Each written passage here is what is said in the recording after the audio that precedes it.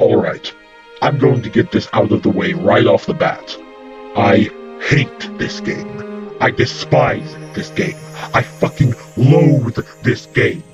Kingdom Hearts Dream Drop Distance, released for the Nintendo 3DS in 2012, and later ported to the PS4 as part of the 2.8 HD collection, is one of my all-time most hated video games ever. There have definitely been many video games that are worse. Hell, on a technical level, 358 Days Over 2 and all versions of Coded are worse Kingdom Hearts games. But this game just gets under my skin and inspires a deep, passionate hatred in me that few other video games do. First of all, the game's story is fundamentally wrong from the very beginning. Master Yensid has sensed that Master Xehanort has returned to life because that's apparently what happens once his Heartless form and his Nobody form are destroyed. Even though this means that the young apprentice Xehanort should be the one who returns, and not old Master Xehanort, but whatever.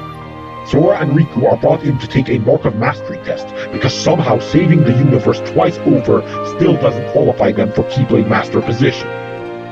And instead of the test being anything simple and reasonable, it's done by having Sora and Riku go on an Inception-esque trip through several worlds in sleep, which are, get this, worlds that slept through their intended revival at the end of the original Kingdom Hearts. Yes, that's a thing now. And this plot only gets stupider and stupider from there. Past versions of Xehanort like Ansem, Xemnas, and a new teenage boy form of Xehanort keep popping up to say cryptic things and do literally nothing else. There's a scene taking place at Disney Castle in the middle of the game that is absolutely pointless and only further diminishes Maleficent and Pete as villains.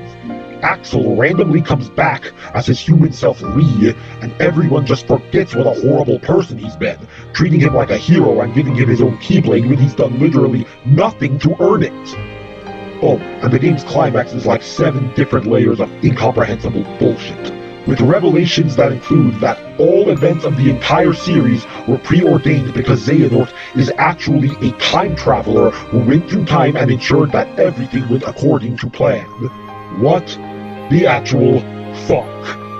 Other problems with the story include more horrendous dialogue courtesy of Birth by Sleep's scriptwriter Masaru Oka, surprisingly weak voice acting for most of the actors brought on for this title when compared to other Kingdom Hearts games, and the very noteworthy problem that the story is centered all around Sora and Riku and no one else. Not only are Donald and Goofy AWOL for most of the game, but Kairi isn't seen until the secret ending video. She isn't even mentioned.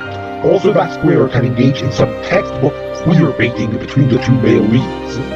Yes, this game literally seems to have been tailor-made for all of the obnoxious Kingdom Hearts fangirls who hated Kairi back in the PS2 games for coming in the way of their desired yaoi-ship of Sora and Riku. Screw logic that dictates Kairi wouldn't just wink behind again after her epiphany about adding KH3. Screw logic that dictates since Ben was able to attend Terra and Aqua's Mark of Mastery exam, then so should Kairi attend Sora and Riku's. Screw logic that dictates Kairi was the first established heroine of the series and should be treated importantly. The pretty boys are what sells, so no more of that icky girl at her double X chromosome koozies. I mean, who cares if said pretty boys are obnoxiously, punchably out of character in this particular game, and feel like the worst stereotypes of themselves. And if this wasn't bad enough, the Disney worlds in this game are simply awful, like to an offensive degree. We have the worlds of the Hunchback of Notre Dame, Pinocchio, Tron Legacy, the Three Musketeers, and Fantasia. All of them are pure filler with no relevance to the game's actual story whatsoever. All of them lazily recycle the movie's plots and just awkwardly shoehorn Sora and Riku in there somehow. All of them suffer the same level design problem that the worlds from Birth by Sleep did, if not worse. And all of them are so boring. I repeat, they have the Hunchback of Notre Dame as a world in this, and they make it boring. Oh my god, what is wrong with you, Square?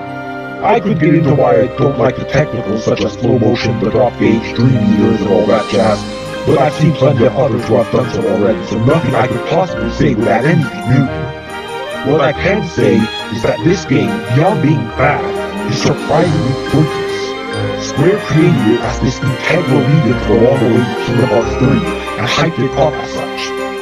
But really, all the necessary exposition it takes its sweet time providing could have been placed in an opening sequence in KH3, and we'd all be better off for it. It's funny, Chain of Memories wasn't supposed to be anything of value when it was conceived, and yet the game developers managed to make it something of value. This game is the opposite. It was supposed to be significant, but in the end, it's worthless. Dream Drop Distance is a nightmare. Released on the 10th anniversary of the original Kingdom Hearts, it embodies just how much this franchise has fallen since then. How what used to be a charming and unique video game experience has now become an increasingly confusing and frustrating mess that shows no sign of getting better anytime soon. Kingdom Hearts started off as a mainstream success, but a decade later has devolved into a cult series. This is the game where many past die-hard defenders of the Kingdom Hearts storyline and of Tetsuya Nomura as a director finally gave up. They could only hope that the sinking ship of a franchise would be salvaged in KH3. Little did they know that they had a long 7 years of waiting left to go.